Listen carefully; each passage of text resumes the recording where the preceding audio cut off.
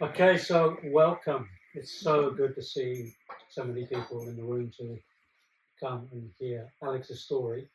So I'll share a little bit of a backstory of how we got here, so it's nice and clear because many of you are going, what's Alex doing? Or why we're here? What's happening?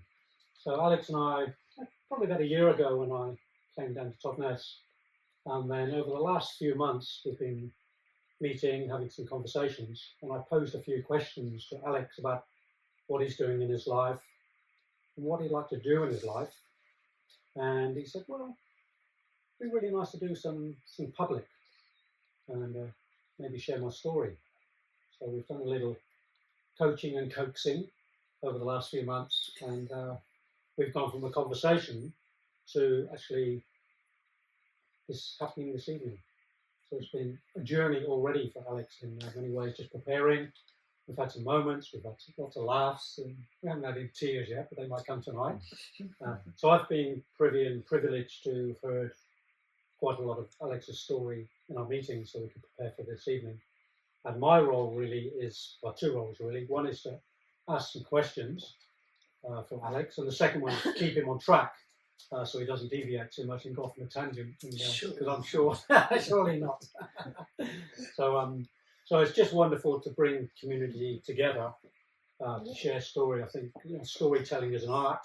Storytelling is being lost in many ways in community. And really, we can live next door to somebody or get to know somebody for many years and really not understand or know their true essence, their true story. And somebody said to me a few days ago, what's special about Alex? And I want you to just take a moment. And some of you know Alex very well, and obviously some maybe not so well. So we've all got an idea of what's special about Alex. He's a very special man, he's a very special person. I'm really pleased he's come into my life. And I know he's got an incredible story to tell from an early age right through to 56 years old now. So he's young fellow. Yeah, he's like 56, yeah. Nearly, not quite. So when I work with people, I like to work in a biographical sense of working through the 7-year cycles.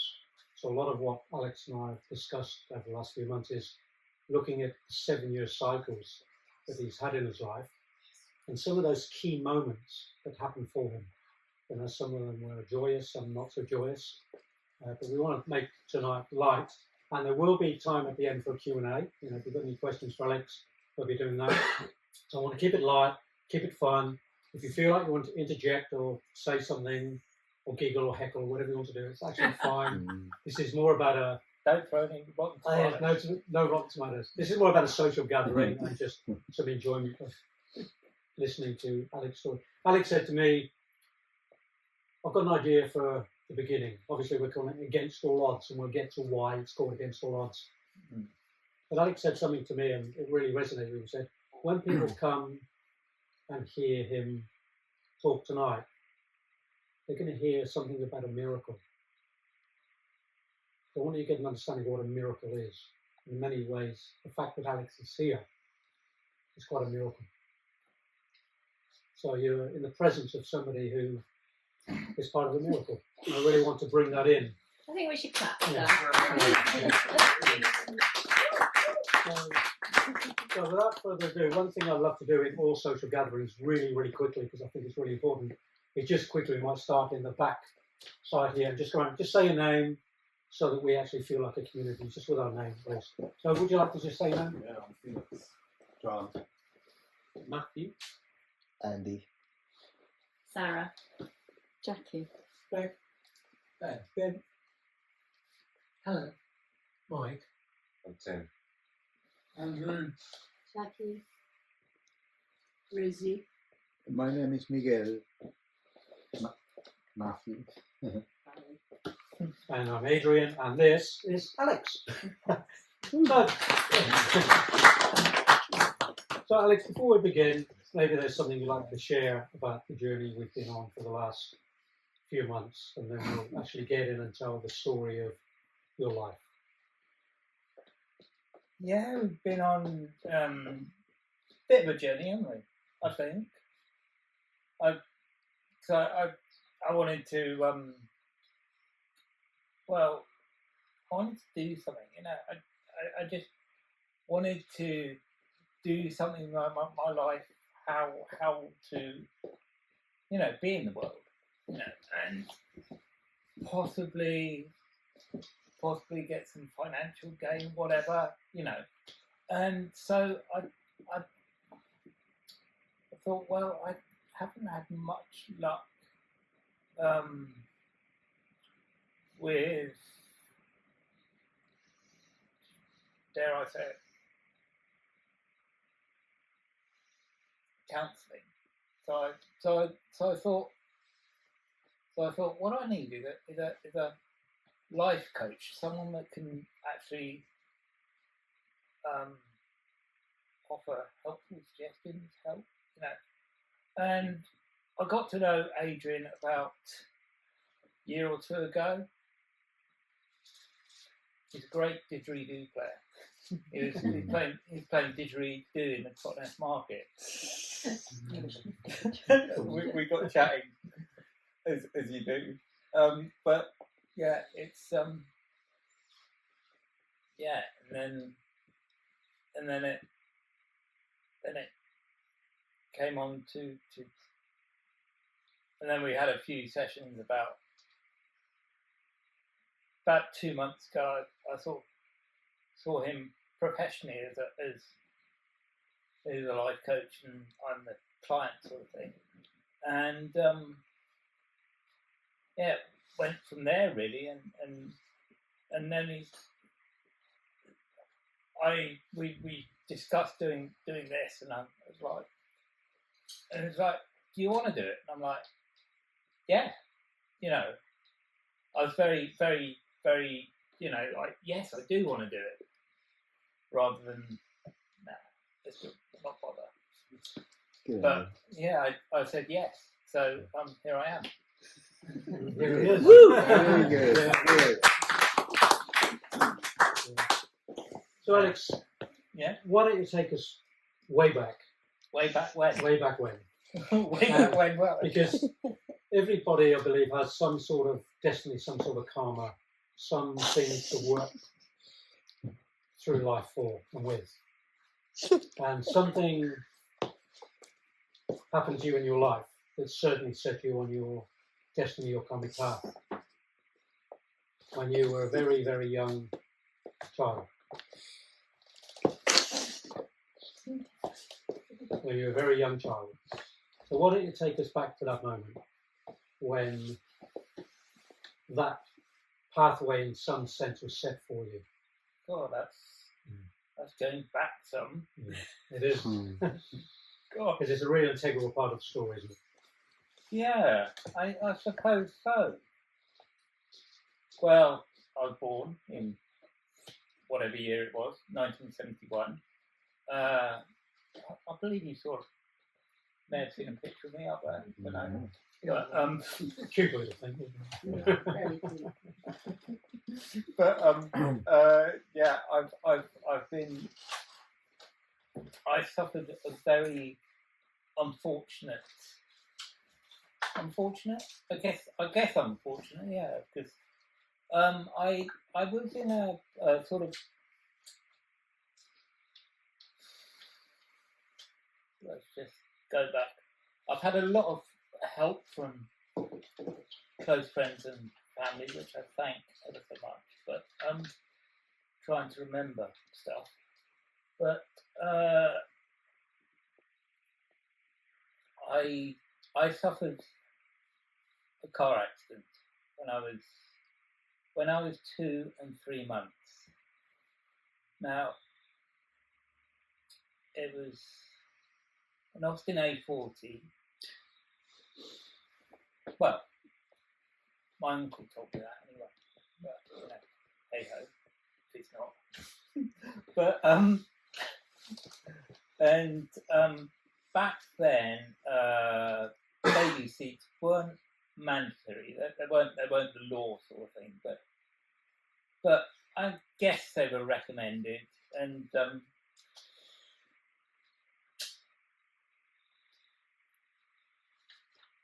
my uncle said that there was a guy called Graham who you saw that was my let's say it wasn't my legal dad, but he was paternal dad, say, because but I guess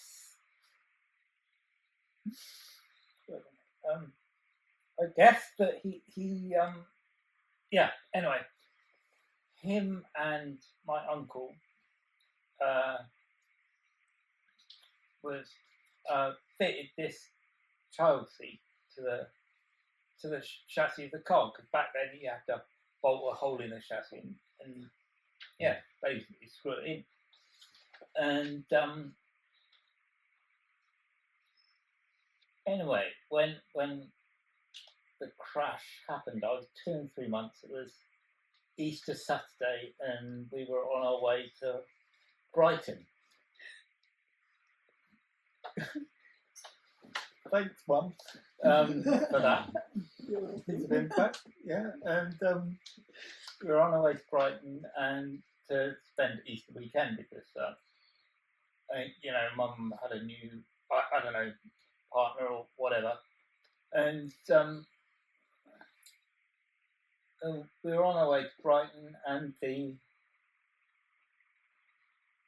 was a head-on collision, and it was like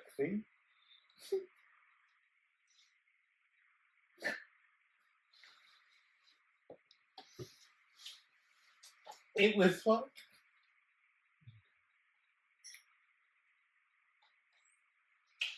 Do you want help? no, it was it was a head-on collision, and by the time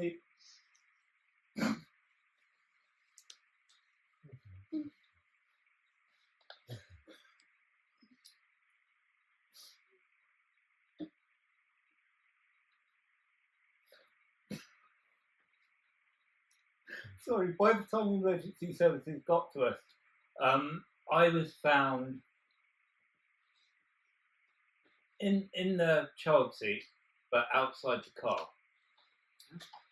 And if that had been bolted to the chassis, imagine the impact. Now that was quite. And as a result of that, I stopped breathing for 40 minutes and was in a coma for several weeks.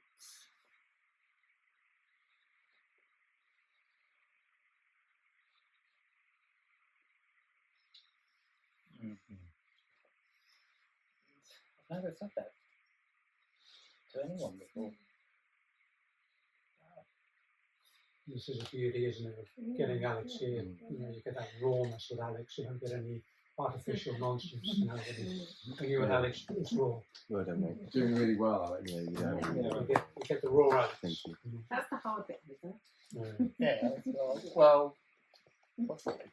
Possibly. A lot of other bits, And in life, there are defining moments, aren't there, for all of us?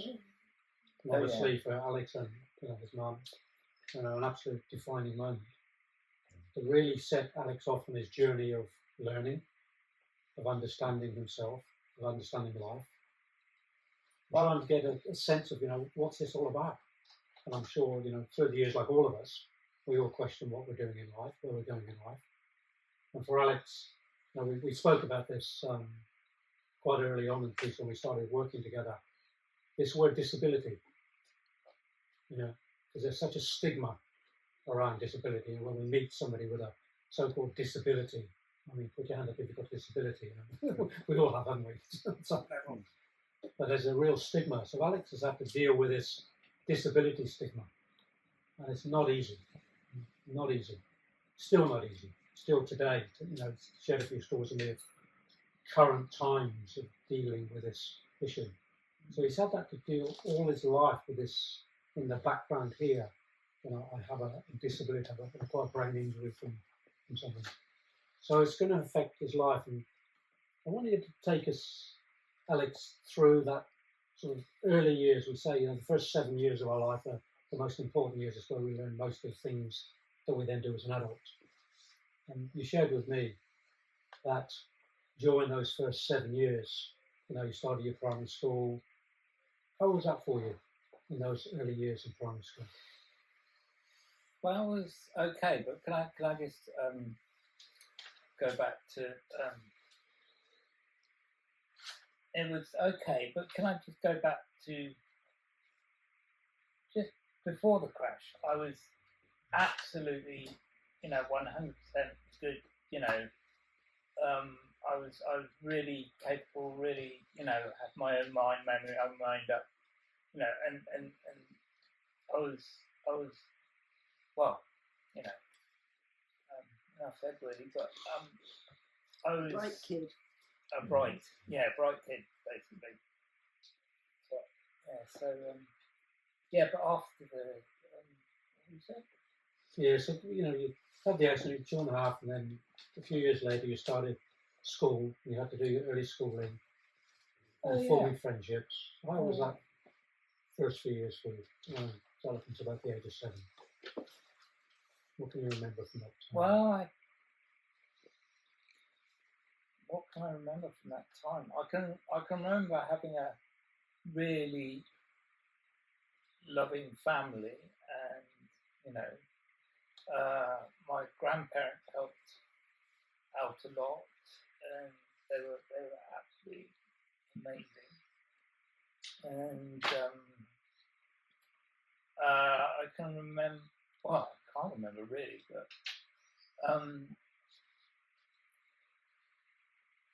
there was this one particular instance because I don't know, we lived for a few weeks on a boat in Dartmouth, you know, and then in a house which I remember going into the sitting room. My then dad at the moment, he is my legally adopted dad, so and he was more of a father figure to me. I think I've always called him dad, you know, never stepdad or anything like that. But I remember I got this toy toolkit for Christmas. It was great, you know. Kid gets toy toolkit for Christmas. Wow, great. Anyway, we lived in Dartmouth by the Higher Ferry, I think. And I remember Mum and Dad were in the sitting room and they were discussing things. And it's like, we must move to a bigger house, you know, and you know, a house with a fireplace would be good. So me, I overheard this and sort of took matters into my own hands and thought they need a fireplace.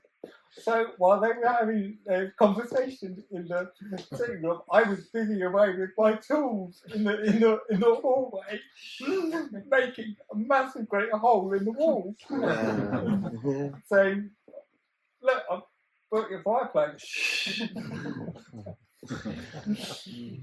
Actually, luckily they found it quite funny. we were moving a few weeks later anyway to a house on the beach. Yeah. And we've shared a fair bit about Alex's time in Torcross. I know where it is now. I did go and have a look. It's amazing. Yeah, we drove down and along the sands there and went to Torcross, and what an incredible place, and what an amazing place to be raised on. There on the water, there on the sand, with the tank. The tank mentioned. Well, the tank wasn't always there. No, that wasn't always there, but you have the storage, yeah. So there's that time, isn't there, when you're in school, and like all of us, we have our friends, we have our mates, and oftentimes kids are great at teasing, taking the mickey, being cruel, being horrible. It wasn't quite Alex's experience. I mean, he had moments, and he shared that, where there were some times, but in general, it was a bit different. You got really supported, didn't you, by your friends? Would you like to elaborate on that a little bit? I did. Yeah. I mean, I did in a way, and I didn't in other ways. Because I went to, I went to several schools actually, but I went to a school in Stoughton, I think, Stoughton Primary, and they decided to put me down a year because of my I don't know, accident or something like that anyway. But anyway, I do remember one year there was a because we lived on a beach. There was a filmmaker in town, in the village. His name was Laurie Emberson, and he made like sort of natural world sort of like films and stuff for the BBC. And one year he this is a vague memory, very vague actually, but he was filming as kids. We went, had a pet stingray, I think, and we were sort of and this stingray was in this half hour documentary, and I tried to look for it on YouTube or anything like that, and I can't find it anywhere. But and basically he was filming the kids having a nice time on the beach, and I was with my polystyrene surfboard, old style polystyrene surfboard, they're about yay long, yay wide, and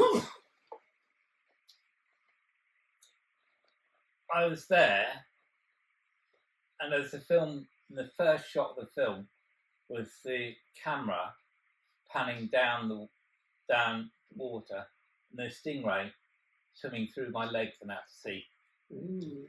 And that was the first shot. Wow. And I've never forgotten that. And it was just so nice to be a part of it. And my dad at the time had a Betamax video, which they don't exist anymore, but because he thought it was a better one. But actually, Betamax in the professional world, according to my uncle, do exist, because he worked for television as well, so But yeah, superior format. Yeah. Kind of. Anyway, yeah. So you were destined to be a superstar way back then. With the stingray. Well, I guess, I don't know. With the stingray. Possibly. Yeah. So that the teenage years are really important for us, because it's when we really explore the world and find out who we are, what we're doing, and then the next step is, where do we take our schooling? What do we do next? What are our interests? And Alex and I have spoken about this idea of a vocation, going out in the world to do something. And Alex has kept himself really busy over the years with a lot of volunteer work. But he shared with me, he's never really had a job, never had sort of a paid job.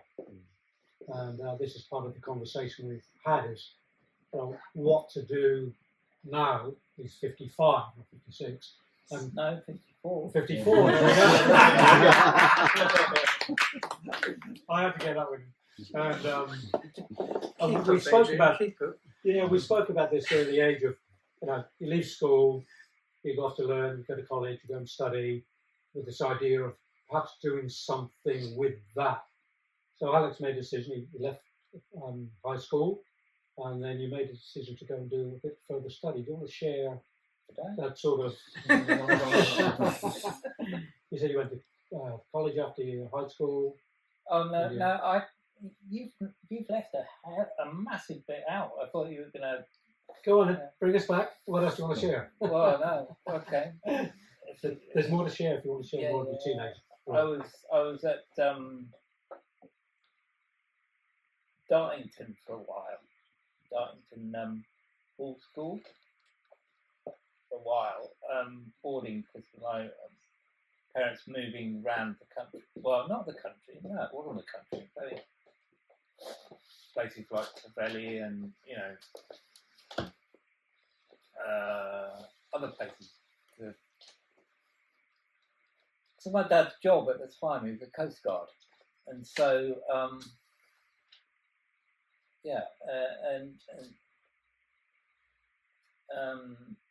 so I went to there was a time in my life when I went to boarding school, and I was bullied there quite a bit, although I just took it on the cuff, sort of like water on my duck's back, just got on with it. But there was time I remember at Dartington, which was absolutely epic. We flew kites, had like cameras tied to kites and taking aerial photos of the school and whatnot. And we did loads of cool stuff there. We were allowed to take our bikes there, and I had my BMX there. And one day, the kids got together and got my BMX, and there was a tree, and they got the BMX in the tree somehow and pulled the branch back and let it go. And it just flying through the air and landed in a bent wreck. And I was obviously a bit peeved, upset, So I just went and told the teachers or whatnot and parents and blah-de-blah. And the teachers' attitude were like, yeah, kids will be kids.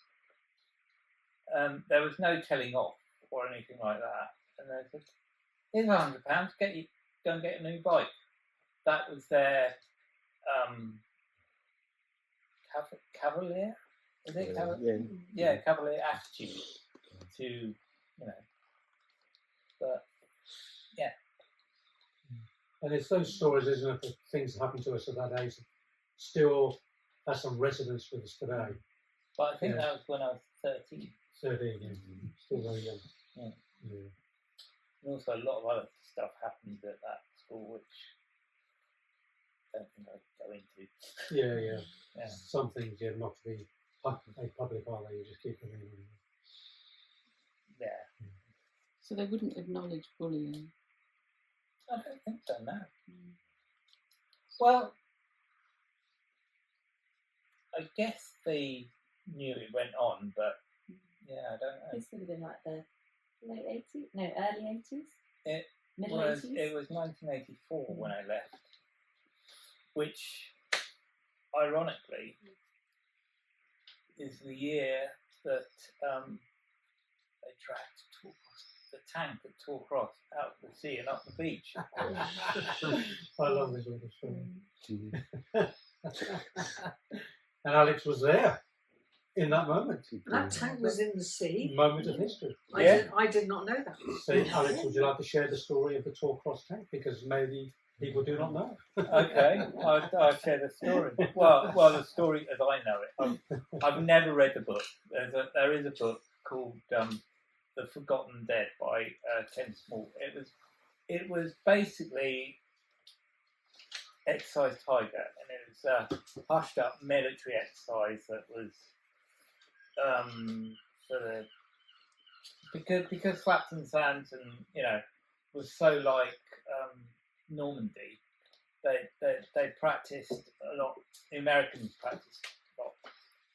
Anyway, they had a tank and it fell off the back of a tank carrier basically and sank to the bottom of the sea. And this guy called Ken Small, he kept on finding trinkets because he was metal detecting on the beach after every storm and got bombed. I don't know, and so he started asking questions, and then the Americans said, "Oh yeah, we lost a tank out there." And so he bought it off them for 50 quid. And he said, "Okay, I'll buy it off you then." And then he spent about $2,000 or whatever it cost to raise it because he was so, and now it's a memorial to all the people that died in that exercise, sort of thing. Because being well, they stupidly used live ammunition in that exercise. Yeah. But I tell you, the strange thing is there was a dogfish in that tank when it was dragging off the beach, and we as kids were sat about, I don't know, must have been about 10 foot away from the tank watching it being dragged up. It was like, now you'd have the police there, you'd have loads of tape, and there'd be loads of health and safety, but there was none back then, and then the digger dragging the tank up the beach, that slipway, as it went up the slipway of the tracks started rolling, and because there's fresh oil, the sea had preserved the fresh oil on the tracks, and so rolling. So where the tank is now in that car park is where it stops when it rolled over through the car park and landed there, sort of thing. And to this day, you can actually see the imprint of the tracks in the car park. You used to go in it when you were a kid? No. Yeah. You used to be able to go in it. Yeah. Well, yeah, you can't now anyway. But and for ages after that, Ken Small, I think his son Dean still does it. I don't know. You used to be in his car outside that tank selling his book, The Forgotten Dead. Wow. To holiday makers and pastimes. But I know. Anyway, the stories of village life back then, But that's the story of the tank that I know anyway. Good story. Yeah, great story. Thank you. Thank you. It's a great part of local history, isn't it? And you hear it, for somebody who's actually part of the history, rather than reading in the book. We get it straight from Alex. And it's so much more meaningful when you know somebody who's been part of that historical part of village life. So village life was quite amazing for you, wasn't it? You had, it was quite amazing, but there was one or two people in the village. Well, there was. We were all mates basically, and it's a big community back then, and there was, and I got bullied at every school I went to, but no one.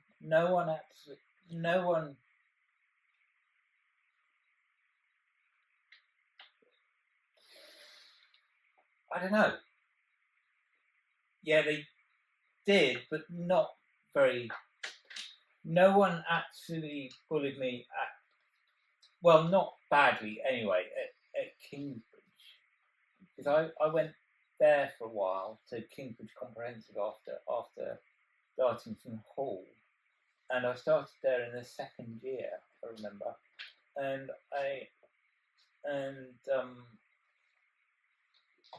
all the kids will be kids, but I remember being, maybe I was hit or teased a lot. Called. I remember this one name that this little guy. I remember his name, but I won't mention it here. Used to call me Flop-Eye because I used to get really wound up about this, and because of my blind eye, and so I, and so it was quite challenging school, but I'm going off on a tangent. Yeah, right. I'm giving you a bit of time. I'm aware. Don't worry. I'll keep on the tracks. Yeah. Yeah. So just wanted to take a moment because there's always two sides, isn't there? There's those that do the bullying, and then there's those that get bullied. And most of us in life sort of do one, either get bullied or we're bullies in our childhood. But I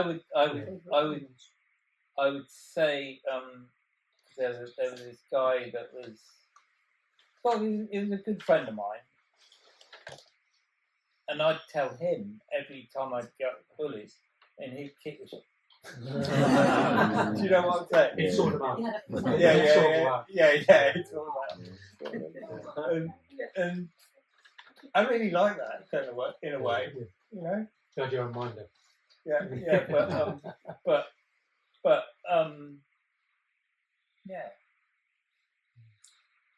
So you can hear in Alex's story, can't you, some of the struggles, when you have I use the term loosely, but the disability and how we can be unkind and people can be unkind, and then having to live with that, sometimes daily, sometimes weekly, sometimes monthly, whatever it is, and that plays on the mind, plays on our emotions, it plays on the soul. And yet, as Alex said, quite flippantly, it's like water off a duck's back. But I know from a couple of things he said, it's not always quite the truth, is it? Because it still goes in on some level, doesn't it? So Alex has had to carry that. And this is one of the aspects of his story. And we, Against All Odds is the name of the talk tonight, what we're sharing. And Alex has come through still, and he smiles about it. He still has some humour about his life. And yet, we all know from conversations and know Alex, that there's something inside that still tears a little bit. But he doesn't really show it. He's still got that beautiful, humorous smile. Best laugh in Totnes, I reckon. He's got a great laugh, but very infectious. So Alex, you went from your teens, and then you left the region here for a while and went off and did a bit of study. Yeah. Did I? I did. I guess I went to college for physically disabled youth, but it was really strange because I'd been brought up down here, and to my memory, I can't ever remember seeing a person in a wheelchair down here. Yeah. And so when I went to college, there seemed to be lots of people in wheelchairs. I was like, hang on a minute. And because I wasn't used to seeing them, I'd be like, wouldn't know how to approach them, or do you know what I mean? Because I don't know, here is quite need I say backward? Didn't let children have No, not backward. I didn't mean backward. I mean, because in Devon there's a lot of there's a lot of what do you call it? I don't know. What's it cream? Yeah, there is. But there's also quite a lot. You know, when someone says, "Oh, prejudice," that's what I'm trying to say. Yeah. There's a lot of, and I grew up with some of that prejudice, you know, in Devon and stuff. And when I eventually got to college and found people in wheelchairs and stuff, I was like, wow, you know. But I had a great time there. But it was, you know, but I found myself a bit. I don't know. I've never really discussed that with anyone, but a bit college life was good because I did lots of things. I was in the.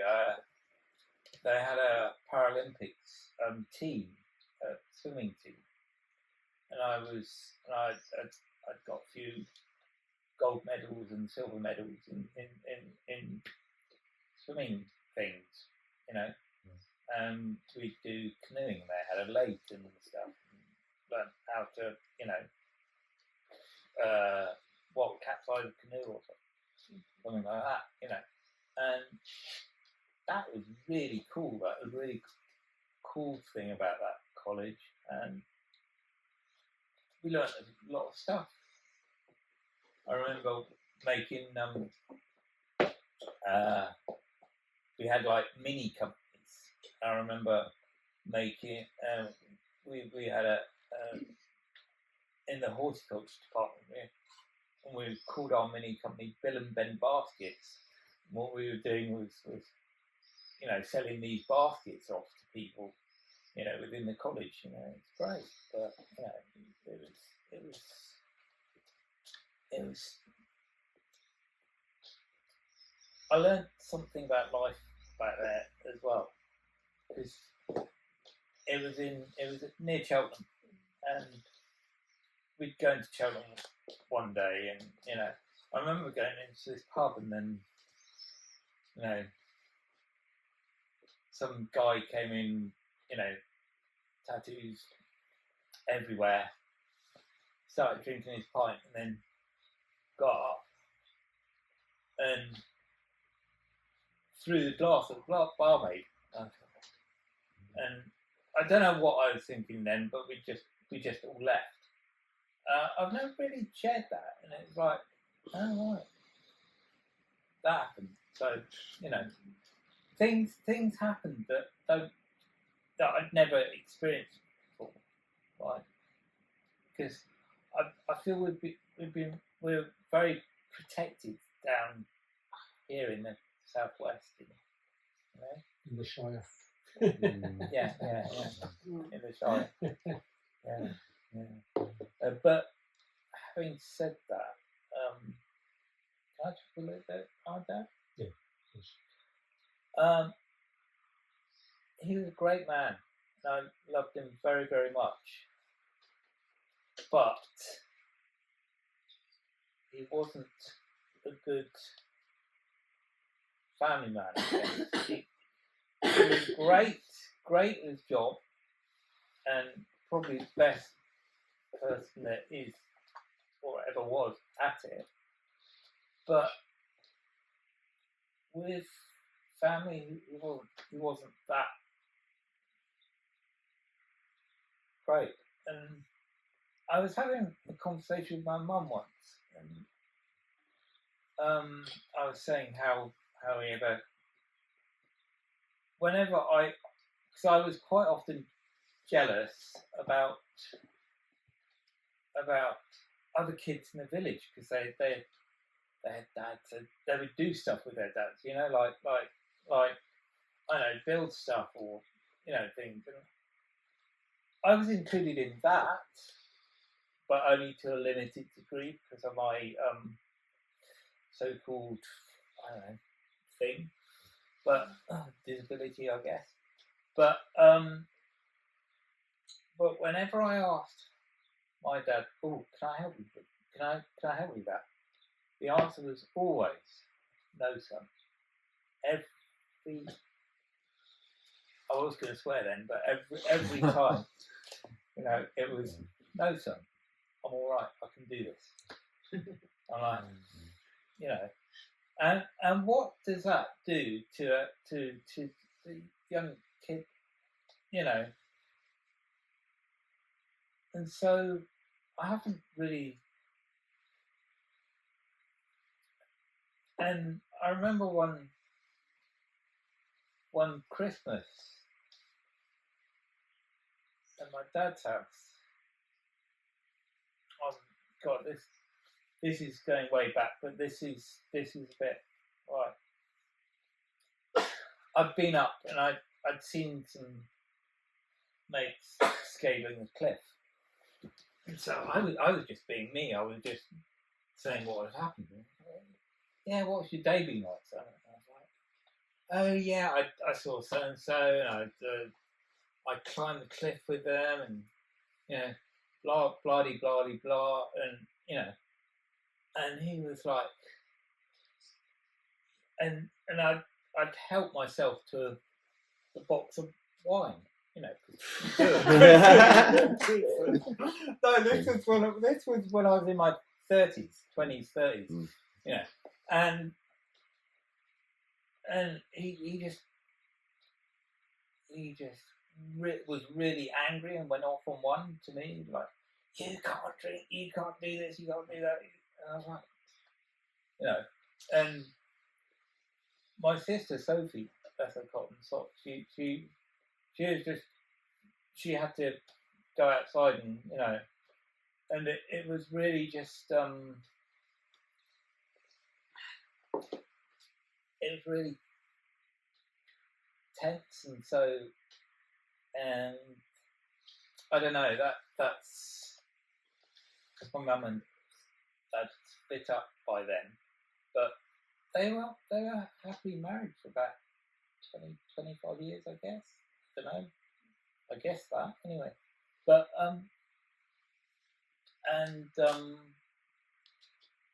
I don't know what the case was then, because there was about 5 years after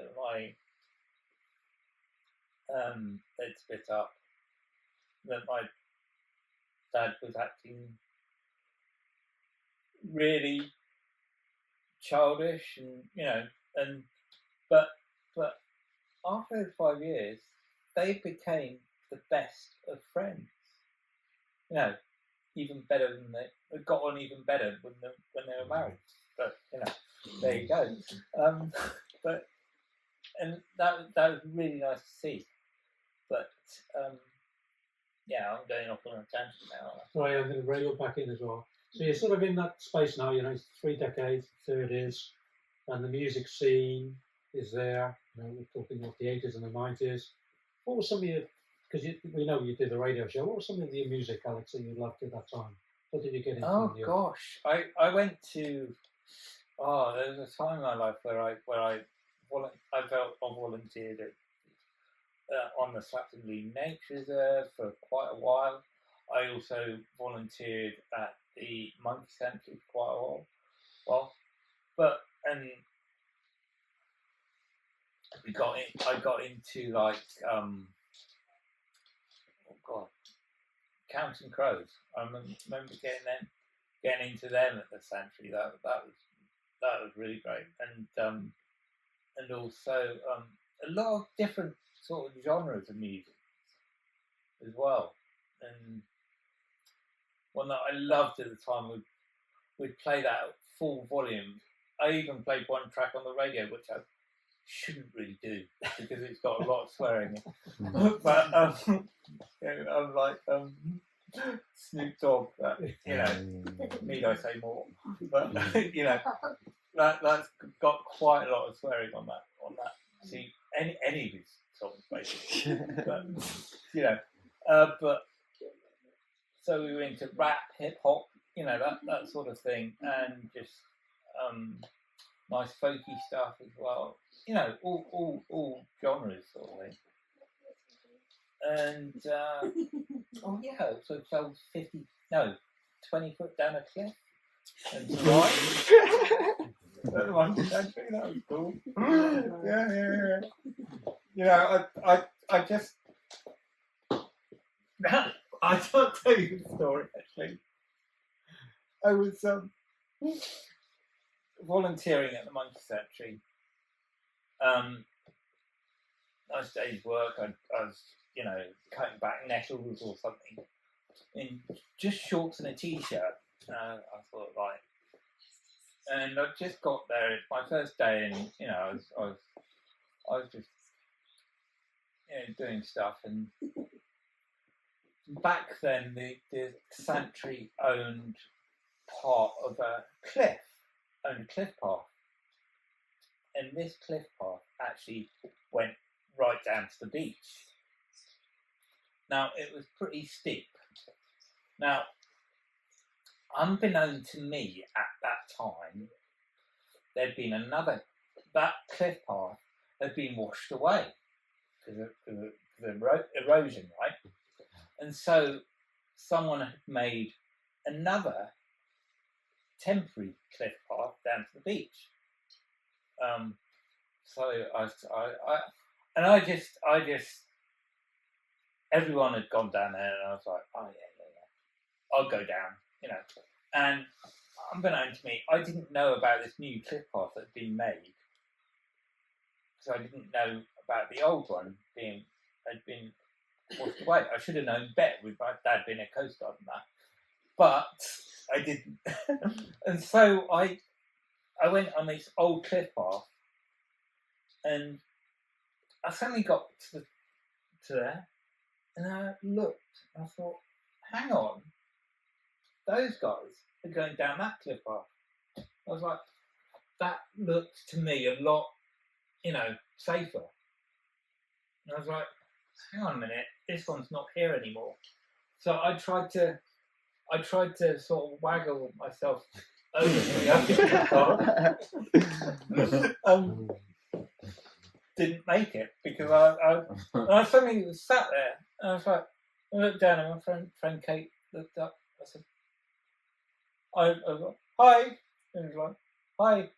Are you okay? I was like, no. And it was like, what? And I was like, I'm stuck. I can't go up, and I can't get down. And bless her cotton socks, because my friend Kate was well into climbing, and said, so she rushed down this path that she was on, rushed up the cliff, and got above me, and then said, give me a hand. And I was like, I can't, you know. And I didn't, and as I went, I grabbed onto this grass that was just poking out the cliff. You know, 2 strands of grass. Why I thought they were going to hold, I don't know. And I was like, I was just like, and she's like, give me a hand. And I was like, no. And suddenly, I just fell. I just went like a rocket down the cliff, round a big bouldery thing, and just landed there, and my legs were apart like that, and there was this big rock that if like sticking up like that, and if I'd got any closer, that would have been me totally, you know, no family after that. You know? But it was great, because I was down there for 10 minutes, and I could hear Kate vaguely go, "You all right?" And it must have been about half an hour or something. Just yeah, I'm all right, you know, because I was a bit stunned at the time, and when we sort of went back up the cliff, the old path, no, the path they'd come down, and I had to hold my arm out really straight like that, and by the time I got back to the sanctuary, everyone heard about it. And I was like, oh God, yeah, and sort of like, and so the next morning, I went to Lisgard Hospital, and they stitched me up. And what happened was that they did a pretty good job, actually. I think it's still there. There's a bit of a scar there, and the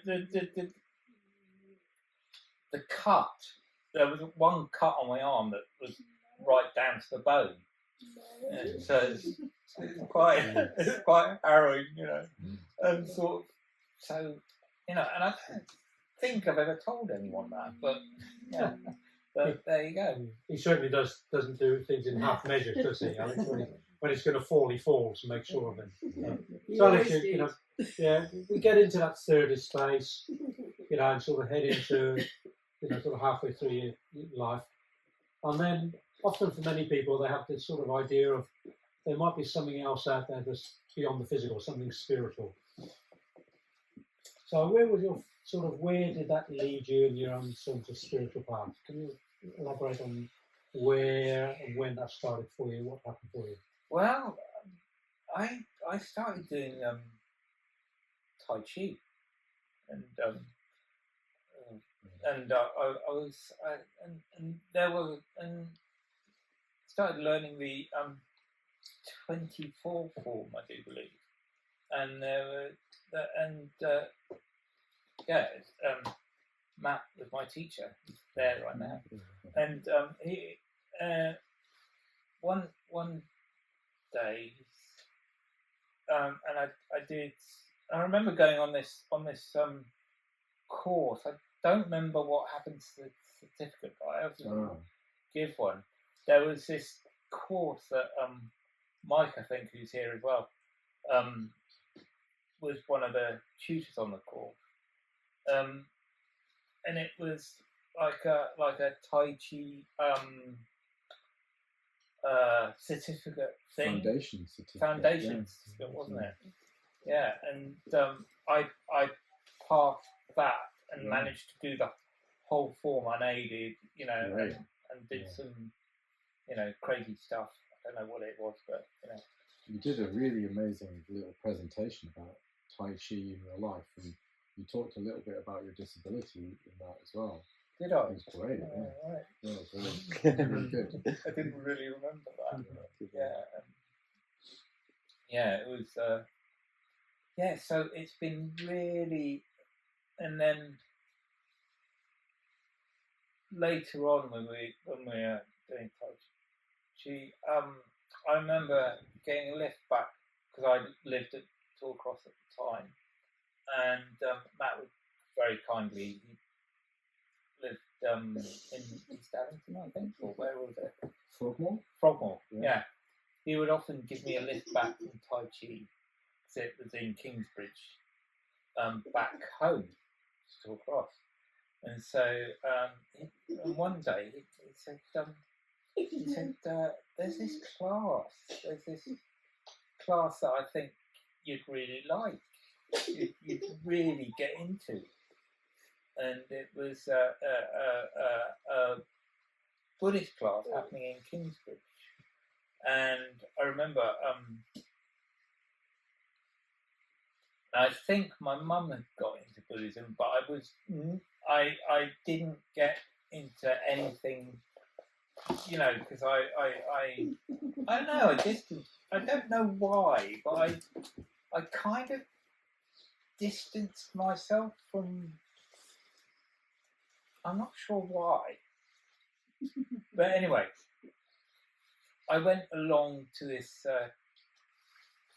class in Kingsbridge, and I was like listening to the teachings, and I'm like, they make sense. They're actually the only thing in my life that does make sense. There's all this other stuff, yeah, it makes sense, but not in the way that I was thinking. So yeah, it makes sense. So that then I found out more, and then anyway, I as a result of that, I became a Katampa Buddhist practitioner for many years, and then I thought, and as a result of that, I went to many places like Singapore. I think some of the pictures were of Singapore on the screen there. Singapore, Portugal, Brazil, lots of really nice places. But before that happened, I went to Africa, which I want to talk about as well. But during that time, I got myself involved in a study course, in a and sort of just was really like wholeheartedly studying Buddhism in a sort of way where it was very friendly to, and then because I knew that a load of centres around the world and that people often lived in centres, I thought I fancy trying to live in one, and so I tried it. I shall go back to, but I decided to try it at a very, very, unfortunately, it was, the lockdown.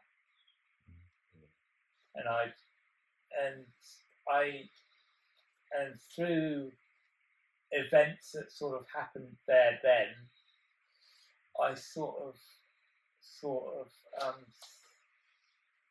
of didn't. They were very difficult. It was a very difficult period of my life, and I was like, so I was put off that kind of Buddhism for a while, put it that way. Yes. But then I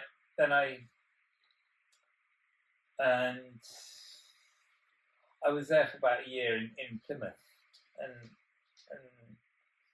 my mum very kindly, because I was talking with my family and stuff, and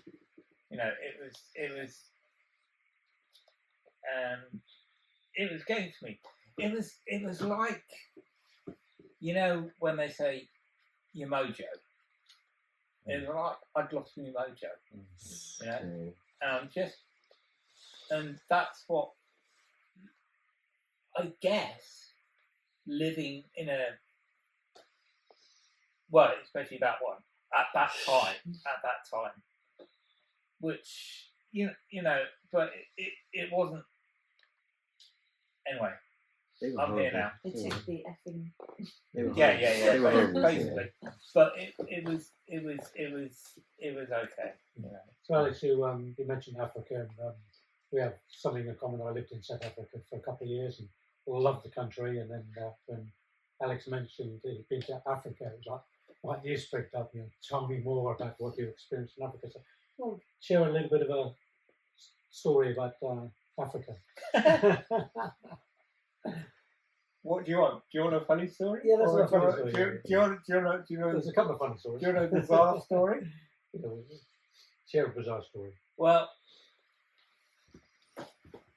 at the time, I was experimenting as people do with cannabis. Yeah, we've got South Africa, and I've heard that I've heard from various mates, "Oh, you lucky thing! You're going to where there's the best. There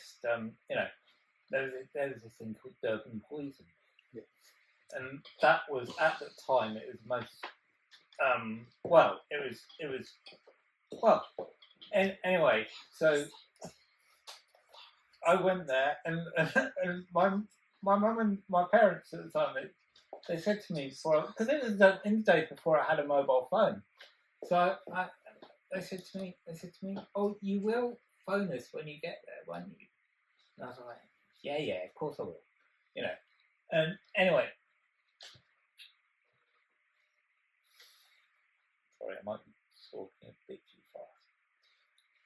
So I said, okay, I'll phone you when I get there. Anyway, we had a lovely flight of me and two girls that I went with. My friends Sarah and Rachel, absolute legends. And I went over there, and we were going over there to visit Sarah's brother Christian, who was over there making a pub with his friend James in Umhlanga. Now, Umhlanga's a little village next to Durban, and Durban's like surf capital of the world sort of thing. And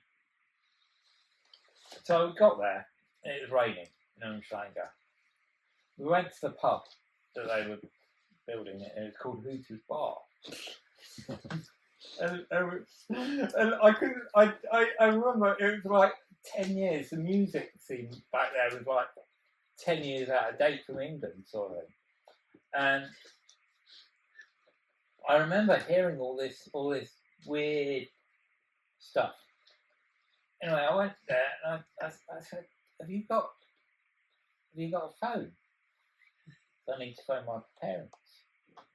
They said, yeah, go to the back office. And so I went to the back office. Guy with his feet up on the desk. I couldn't believe it. The desk was about yay high. It was about that high, and then there's a mountain that was like that of Durban poison, basically. This weed, and buried under it was the phone. So I just I'm just gonna make a call. Okay. So I picked up the phone. I said, "Yeah, I'm all right. Bye." I'm alive. Yeah, and it's just one of those memories. Well, as I remember it, I don't know if it was exactly like that, but you know, had the most incredible time in South Africa. I've got many fond memories of there. Like some of the photos I showed earlier on the wall, like of there. But actually, saying that, we ended up in Cape Town, and on the way to Cape Town, because we went to Cape Town, and I'd left everything. Cause back then we had traveller's checks and stuff, and I'd left everything, all my money, all my traveller's checks, all my camera in Umhlanga. Anyway, my friends, Christian and James, whose flat it was, they had a party while we were down in Cape Town. They had this big party, and there was some gunshots fired in the flat next door. And anyway, they were thrown out the flat the next day, and all my stuff that I'd left was nicked. So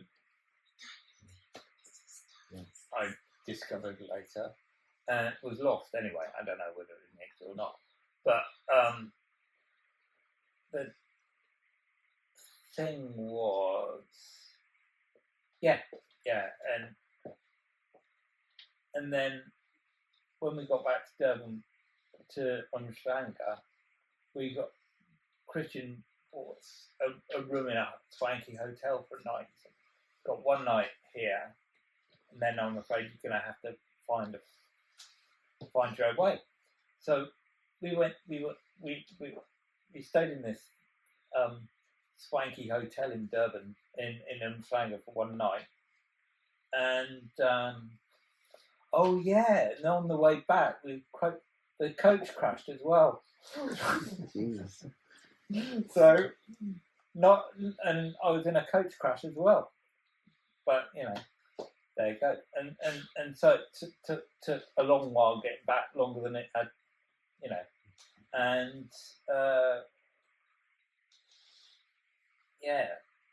I remember.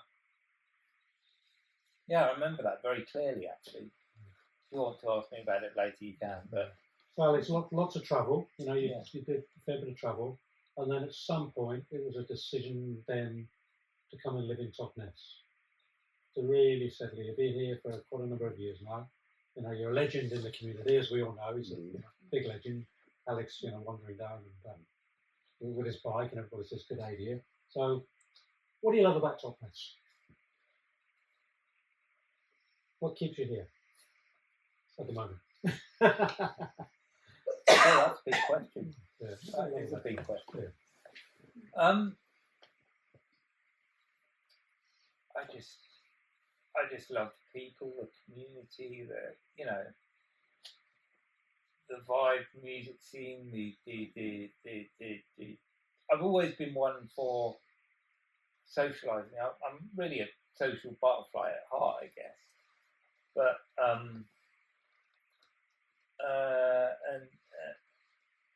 and people have picked me up on that. And I've come into I've fallen out with people because of it. I won't mention any names, but and it's a shame. Well, I don't think I've actually fallen out with anyone, but there are times in my life where I don't see eye to eye with someone, and they're like, it's just normal human interactions, sort of thing. But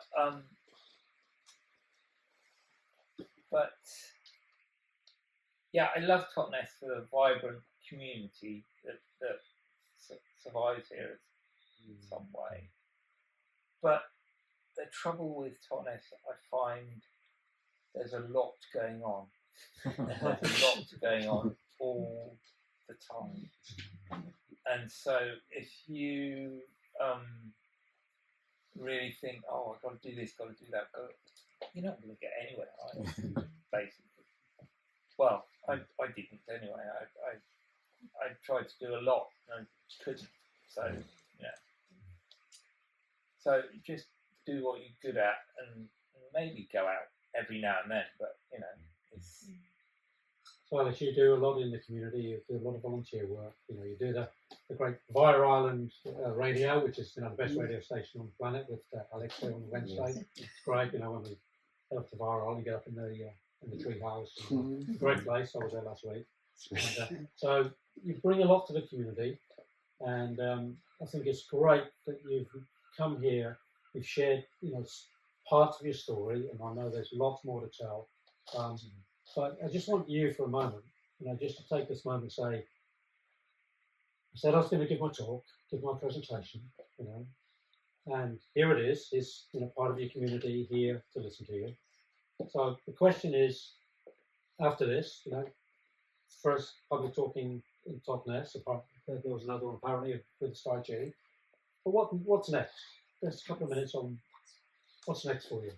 Where would you like to see yourself in 6 or 12 months' time or 18 months' time, doing something a little bit different than your ordinary life? What's one of your desires or wishes? Maybe to do more events like this.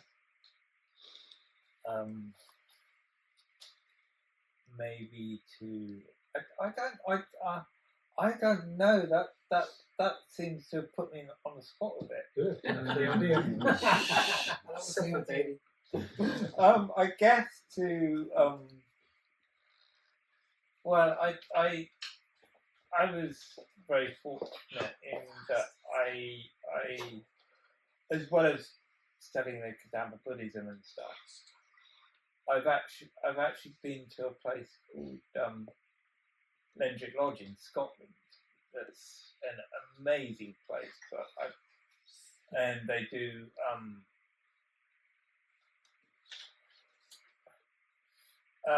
sort of shamanic stuff there, and I went in, I think in 2019 or something. I did something called Sundor Initiation, which was an incredible course, and I suppose I spent time in a sweat lodge. Actually did some fire walking for the first time in my life. Never done before, and it's great. Absolutely great. And and then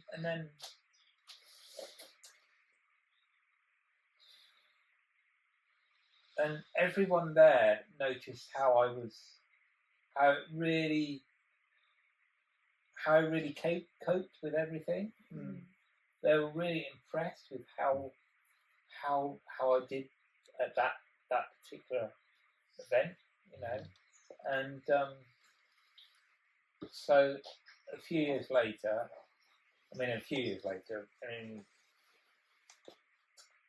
after I went back there and did something called Spirit Dance. Spirit Dance was a in-depth breathwork course, and it involved being in a pool of water, like a little swimming pool sort of thing, with a snorkel. Because one of the things you have to take was your own snorkel. Own snorkel, gosh, yeah. But and what they do is you like floating in the water, and you're like, so it's like you're like a baby, but you've got snorkel in your mouth, so you can breathe. You're held and stuff, carrying away and stuff. And you do that for 15 minutes, although sometimes I can last 5 minutes, put it that way. But and that was really challenging for me, but it was really good as well. I studied breathwork, and I passed to certificate. So I'm actually, if I chose to be, I could be a registered breathwork practitioner with all the insurance and stuff. But I know there's a lot more to it than that, and that was really good as well, and I got a lot out of that, and I love that, and that area of Scotland is so beautiful as well. And in the Trossachs, which is sort of, I don't know if you know Scotland at all, but we're going to keep you on track a little bit. Yeah, go on. I'm not going out there. Yeah. So just this idea of what's next, I think is a great question for all of us, but for Alex in particular. And it's here in Totnes. Obviously, he's got a lot of skills. He's done a lot of study, and so watch this space. See what's next with Alex.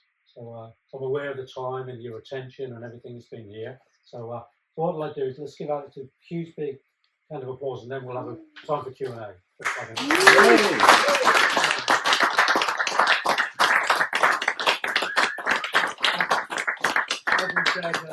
An absolute legend in Totnes. Totnes wouldn't be the same without Alex, would it? So it's a great place. He's a lovely fellow. So just a couple of minutes, maybe save you 3 questions, and we'll sort of keep them brief. Has anybody got anything pressing or inquiry of something you'd like to ask? Do you still remember that song that you wrote? Yes. The South African song. That was awesome. Why have you got a guitar? I love this. You should play that. Have you got a guitar then? Is there a guitar in this place?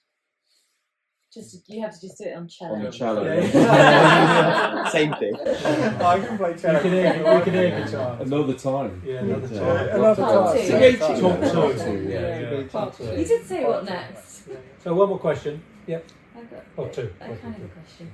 I've obviously always known you're very. It's almost like having a gift. You just talk to anyone.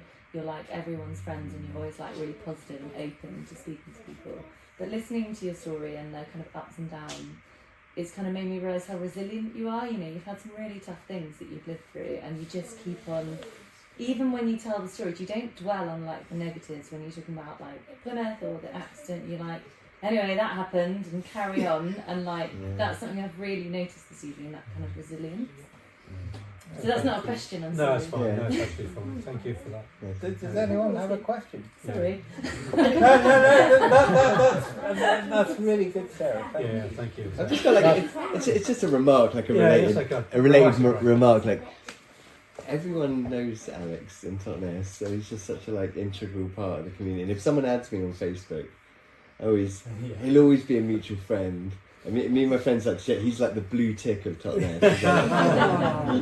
You're officially this is like a legit person. They've got the Alex Marsh stamp on approval. Yeah. Well, look. I just want to say, Oh, yeah. you know, Sorry, this, finally. I've known you, I've probably met you in your late 20s. Yeah, you've known me. I remember being at your possibly the 30th longest, Alex. birthday party, which was a riot. It was actually. But like, since then, I've been doing pretty much the same thing for 25 years, but you have embraced so many different things. Like, I'm constantly impressed with the adventures that you have. How do you get the courage to do that when, you know, you've experienced so many difficulties and you carry difficulties with you, and yet you somehow manage to throw yourself into projects, create, you know, you've made films, you did a radio show, you've travelled, like you've just done school farm, like loads of stuff that I don't even know that you've done. Like, how do you find the courage just to throw yourself into that? Well, Like, I think you just got to get out and do it. yeah. You know? But I'm well impressed. And you know, if people say, you know, quite often growing up, I was quite often, you know, No son. my dad would go, no, you can't do it. I'm like, and it's kind of like, well, I can, you know. Yeah, right. There's no such word as can't. Or there is, but not. It's not on my vocabulary. It's not now anyway. Well, I reckon that's a great place to end. Yeah. Once again, thank you.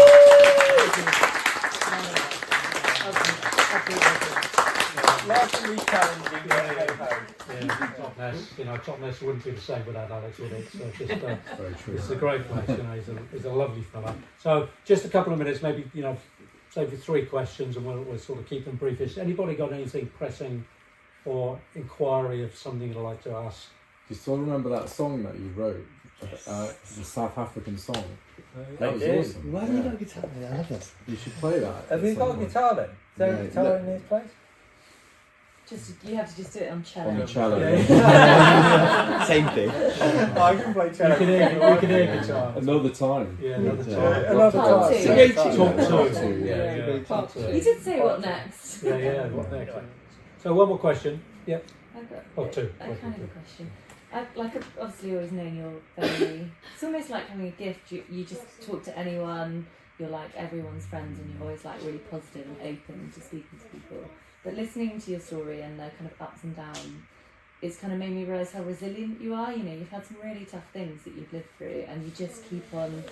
Even when you tell the stories, you don't dwell on like the negatives. When you're talking about like Plymouth or the accident, you're like, anyway, that happened, and carry on. And like that's something I've really noticed this evening. That kind of resilience.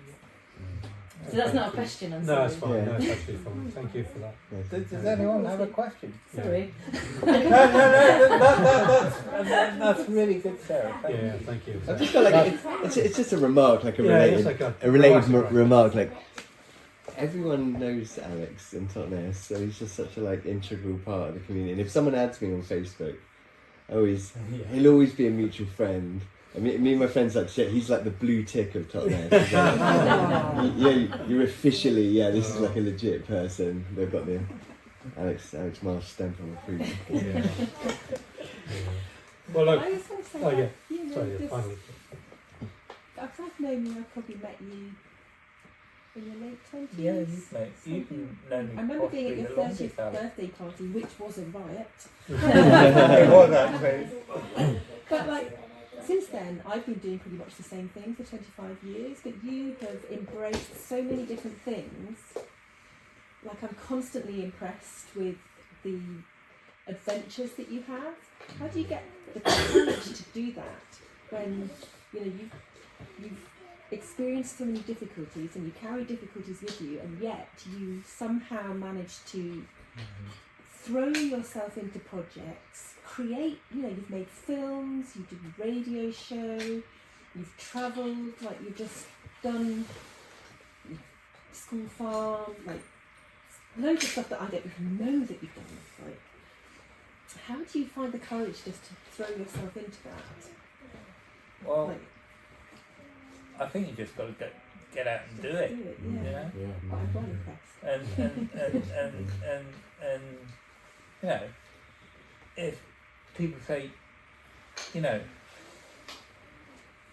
quite often growing up, I was quite often, you know, No son.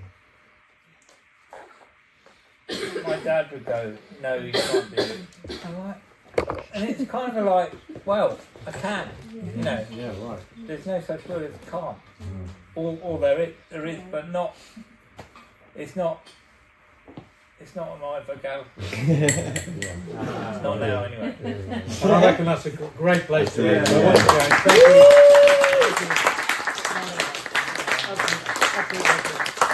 Last week challenging.